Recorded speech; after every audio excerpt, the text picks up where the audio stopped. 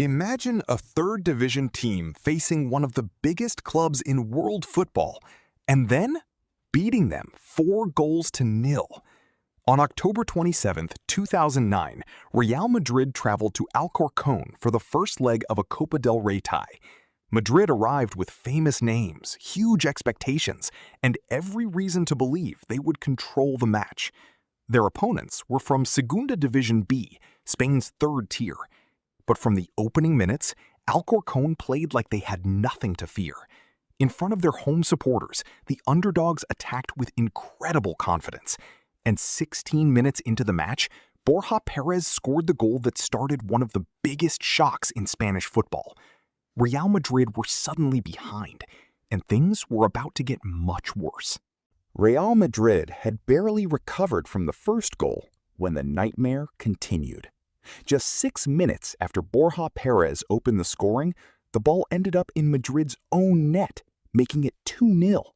The home crowd was now completely believing. Alcorcón were not defending desperately or simply hoping to survive. They were attacking Madrid with confidence and finding space again and again. Before halftime, a third goal arrived, sending the small stadium into chaos. Real Madrid walked into the dressing room 3 goals behind a team from the third tier. Nobody expected what would happen next, because when the second half began, Alcorcón immediately went looking for another goal. The second half began, and Real Madrid needed an immediate response. Instead, Alcorcón delivered another blow. Just minutes after the restart, the home side attacked again, and Borja Pérez scored his second goal of the night. The score was now 4-0. A third division team had put 4 past one of the biggest clubs in the world.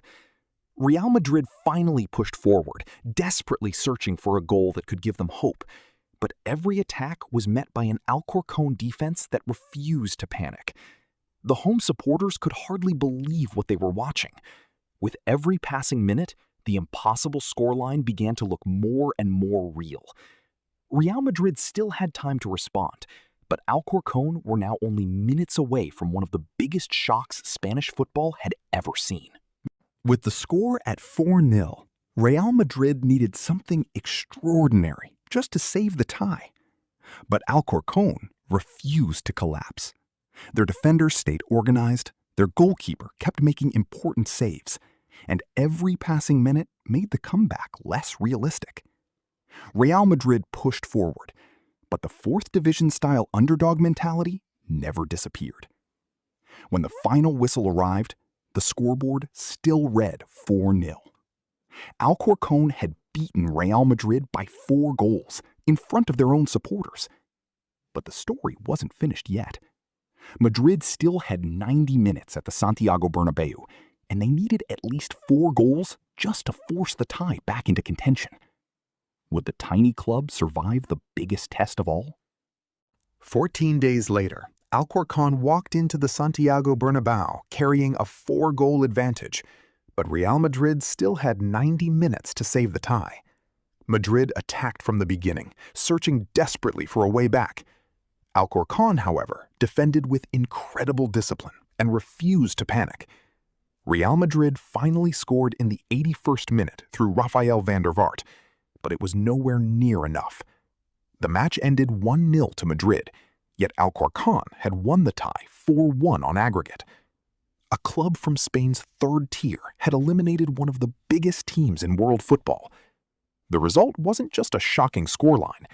It became a reminder that football can ignore budgets, reputations, and expectations. On one unforgettable night in 2009, Alcorcón proved that sometimes the biggest victories belong to the team nobody expected to win.